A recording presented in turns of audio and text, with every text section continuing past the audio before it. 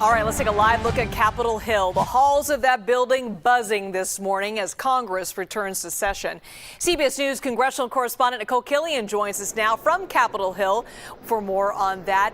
New member orientation for Congress starts today, Nikole. Leadership elections start this week as well. What else are we hearing from both parties about their agenda moving forward? Welcome back to school.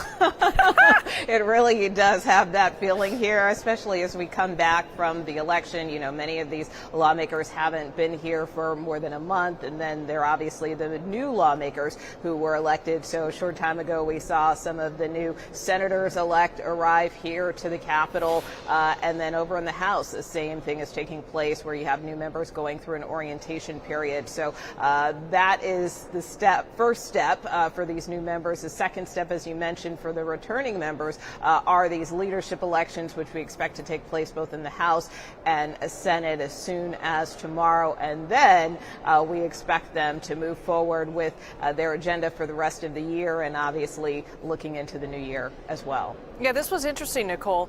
Congresswoman Elise Stefanik withdrew from the race to be the House Republican Conference chair. This after accepting President-elect Trump's offer to be the U.S. ambassador to the United Nations. And at least 3 lawmakers have already put their names in to replace her. Why is this such a crucial role? Well, it's crucial in the sense this is the person who leads the House Republican Conference after, of course, the Speaker and the Majority Leader and the Whip. In those positions, for the most part, we expect that Speaker Johnson will likely remain in his role if Republicans stay in the majority, as well as Leader Scalise. They have both expressed their intent to stay in their jobs, along with Whip Tom Emmer. So that basically leaves this vacancy with Elise Stefanik leaving. And so, you know, with any leadership position, there's always some jockeying. There was some jockeying on the part of Elise Stefanik when she first got the role a couple of years ago after Liz Cheney was booted from the position. But, you know, in this case, you have a couple of members who've expressed their interest from Kat Cammack, Florida, who has touted a number of endorsements, Lisa McClain, who's been part of leadership from Michigan, as well as Aaron Houchin, who's from Indiana, and possibly Blake Moore as well, who's the vice chair of the conference. So there is a lot of competition for this role, but this is the person who kind of sets the agenda for the Republican conference in the House. I want to take a minute, kind of look at the big picture of all of this.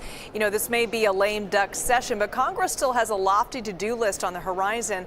What do lawmakers have to address before the year ends? And it's going to end pretty quickly here.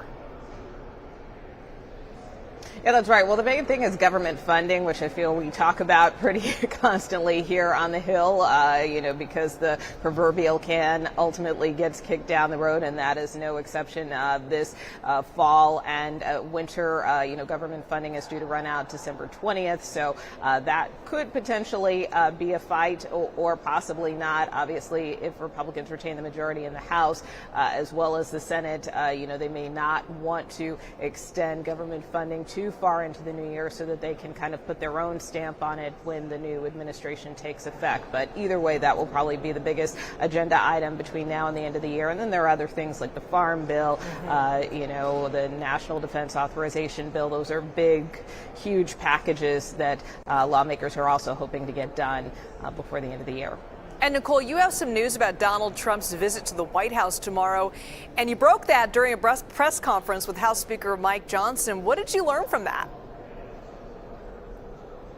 Yeah, that's right. Well, of course, Speaker Johnson came out with GOP leaders just to talk for the first time since the election about how Republicans are feeling. As you can imagine, they feel pretty good in light of their victories. But we do know that President-elect Trump is due to meet with President Biden tomorrow at the White House. But the Speaker also let it slip that he will likely meet with Republicans as well here on Capitol Hill. And so I asked him for more details about that visit. Take a listen. I didn't intend to break this as news this morning, but since I said it, I invited President Trump is going to meet with President Biden at the White House, and so it was suggested. In fact, I think he said it first before I did, but that he wanted to come and visit with House Republicans. So we're working out the details of him gathering with us potentially tomorrow morning before he goes to the White House, and that would be a great meeting and a moment for all of us. There's a lot of excitement, a lot of energy here. We're really grateful for President Trump leaving it all on the field to get reelected. He quite literally did. I mean, they scheduled him almost every hour of every day for months on end. And he did that. And that's what inspired his stamina, inspired so many of our candidates and incumbents around the country to go and give more and do more and leave more on the field because he was doing it. And I think the American people appreciate that. I think that's reflected in the mandate that he was given winning the popular vote and the Electoral College decisively. And we're excited about that, to celebrate that moment with him, as he certainly deserves it. As you heard there from the speaker, this will really be an opportunity to congratulate the president-elect and kind of have a little bit of FaceTime with him after a very busy campaign season. But it's certainly significant because the president-elect, then former President Trump, was here on the Hill over the summer to strategize with Republicans in the event he were to win the White House and Republicans were victorious in the House and Senate, to even start working on an agenda. So that was part of their meeting over the summer when the former president was here on Capitol Hill. So this will give them yet another opportunity to kind of have a meeting of the minds in the wake of this election victory. And for the president-elect to take a victory lap of sorts. Nikole Killion bringing us the very latest from Capitol Hill. Thanks so much for that, Nikole.